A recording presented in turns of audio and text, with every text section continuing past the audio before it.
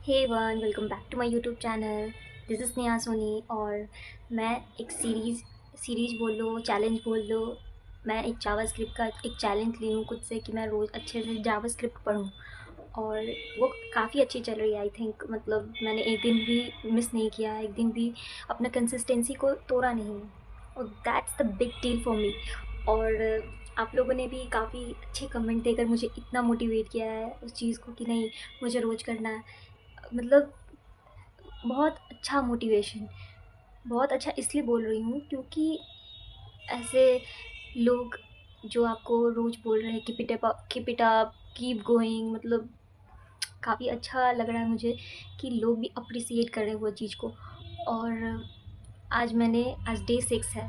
सो कल मैंने ऑब्जेक्ट पढ़ा था, तो कुछ ऑब्जेक्ट के कुछ टॉपिक मेरे छूट गए थे, तो आज उसको काफ़ी डीप डाउन मैंने पढ़ा है।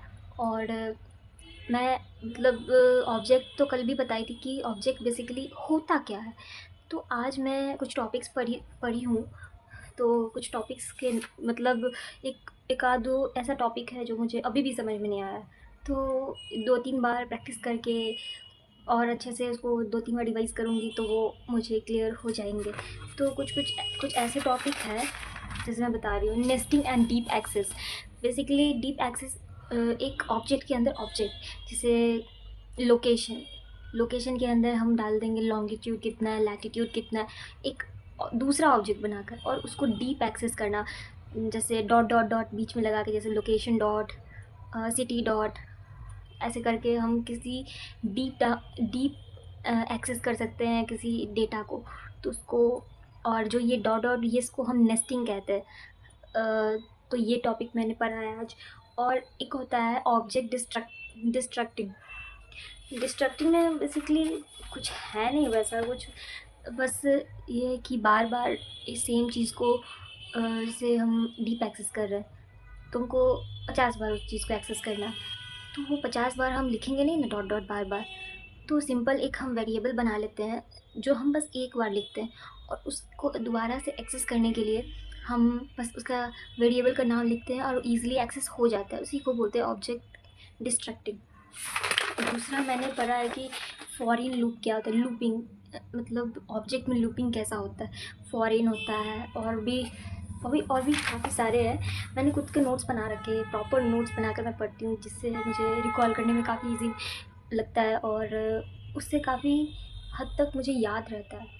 मान लो एक बार हम पढ़ेंगे, अच्छे से पढ़ लिए, मान लो बहुत अच्छे से पढ़ लिए, बहुत अच्छे से, जिसके कारण मतलब हमको 1 सप्ताह तक याद रहेगा।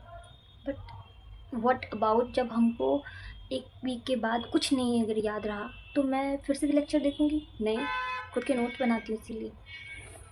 तो लूपिंग में काफ़ी चीज़ें हैं, जैसे फॉरेन लूपिंग हो सकता है, ऑब्जेक्ट कीज़ हो सकता है, फिर ऑब्जेक्ट इंक्रीज़ हो सकता है, फिर कॉपिंग क्या होता है। जैसे मैंने एरे में बताया था, कॉपी करना इजी नहीं होता है, उसका रेफरेंस होता है। ऑब्जेक्ट में ऐसा नहीं होता है, मतलब ऑब्जेक्ट में भी रेफरेंस आता है, बट हम सिंपली स्प्रेड आउट कर देते हैं, जिसके कारण कॉपी हो जाता है इजीली। तो ये टॉपिक पर, और लास्ट में एक ऐसा टॉपिक है जो मुझे काफ़ी परेशान किया है, तो वो टॉपिक का नाम है, बता रही हूँ, ऑप्शनल चेनिंग एंड कंप्यूटेड प्रॉपर्टीज़। कुछ है नहीं इसमें, बट जैसे किसी ऑब्जेक्ट में ये कीवर्ड्स है या नहीं, ऑब्जेक्ट में ये डेटा है नहीं, क्वेश्चन मार्क लगा के हम एक्सेस करते हैं। और कंप्यूटेड प्रॉपर्टीज़ में जैसे हम ऑब्जेक्ट के अंदर किसी डेटा को स्टोर करा सकते हैं, किसी स्पेसिफिक चीज़ को, जैसे किसी इंस्टीट्यूट के एडमिन का नाम को हमको अगर स्टोर कराना है ऑब्जेक्ट के अंदर, सो हम कंप्यूटेड प्रॉपर्टीज़ से कर सकते हैं। So that's it. आज मैंने यही पढ़ा है पूरे, मतलब दिए हैं 2-3 घंटे मैंने आज दिए हैं जावास्क्रिप्ट को। और पहले के भी टॉपिक्स को क्लियर करा है मैंने, जो मैंने पहले पढ़ रखा था। और आज मैंने कुछ ऑब्जेक्ट के डीप डाउन किया है, कि डीप डाउन अंडरस्टैंडिंग कि हाँ, ऑब्जेक्ट में आखिर अच्छे से मुझे जावास्क्रिप्ट आनी चाहिए ना, बीच में कोई टॉपिक छोड़ नहीं सकते हैं। दैट्स वाई ऑब्जेक्ट को मैंने अच्छे से पढ़ा है, and that's it. So thank you so much for watching this video, and I hope मैं बोल रही हूँ, पता है मुझे अंदर से लगता है कि नहीं, अगर आज हो पाया तो कल भी हो पाएगा और परसों भी हो पाएगा। तो कंसिस्टेंट रहो, that's it. So thank you so much for watching this video and bye bye.